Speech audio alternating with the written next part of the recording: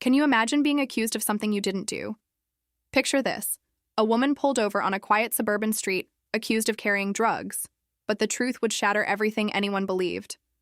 This is the story of how a cop's career unraveled after he planted drugs on a woman who was not just any driver. She was the DEA chief. But more than that, it's a story about kindness, hope, and how the smallest acts can change the course of a life and a whole community. It was a crisp spring morning when Claire Reynolds, the newly appointed DEA chief, was driving home after a long night of meetings.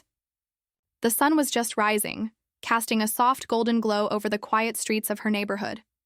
She drove her sleek black sedan past the familiar parks and shops, her mind focused on the urgent work ahead. Claire wasn't just a powerful law enforcement leader. She was known for her unwavering integrity and compassion in a world often filled with harsh judgment. Suddenly, flashing red and blue lights appeared behind her. A patrol car signaled her to pull over. Claire complied, rolling down her window to face Officer Daniels, a veteran cop with a reputation for being tough. What happened next was a nightmare she never expected. Without any probable cause, Daniels accused her of carrying illegal drugs. His voice was harsh, his tone accusatory.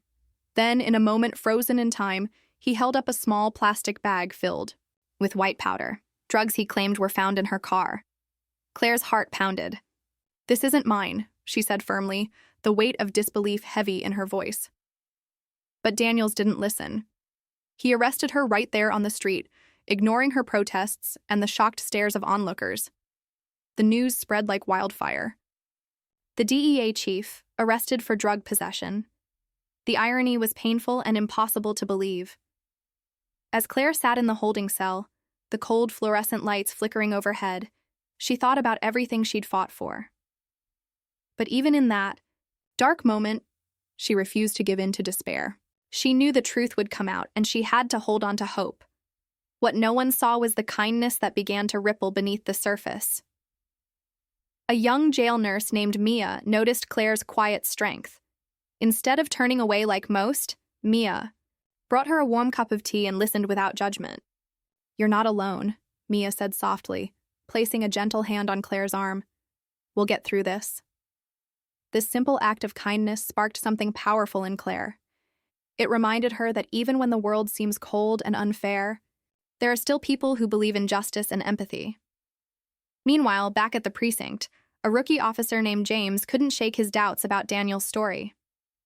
He remembered Claire's reputation and the way Daniels had been unusually aggressive that morning. James quietly began to investigate, speaking with witnesses and reviewing body cam footage that Daniels hoped would never be seen. At the midpoint of the story, the shocking truth emerged. The drugs were planted. The footage showed Daniels slipping the bag into Claire's car when no one was looking. His motive was clear: a personal grudge, jealousy of Claire's rise in the department. The revelation stunned the community and law enforcement alike. But here's where kindness changed everything again. Instead of seeking revenge or hatred, Claire chose forgiveness. At the public hearing, she spoke not with anger, but with a plea for integrity and healing. "Justice isn't about tearing each other down," she said, her voice steady but filled with emotion. "It's about lifting each other up, even when it's hard." The community rallied around Claire. Support flooded in from colleagues, neighbors, and strangers touched by her courage and grace.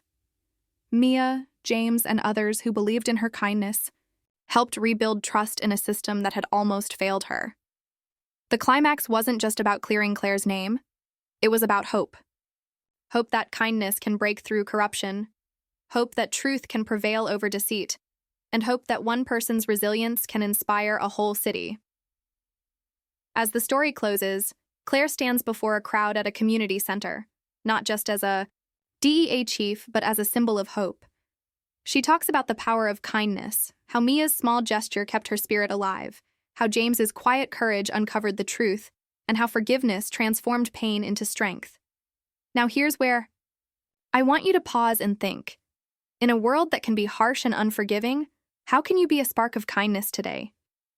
Maybe it's a listening ear, a small act of support, or simply standing up for what's right. If Claire's story touched you, don't forget to like and subscribe. Share your own stories of kindness in the comments below, because every act matters.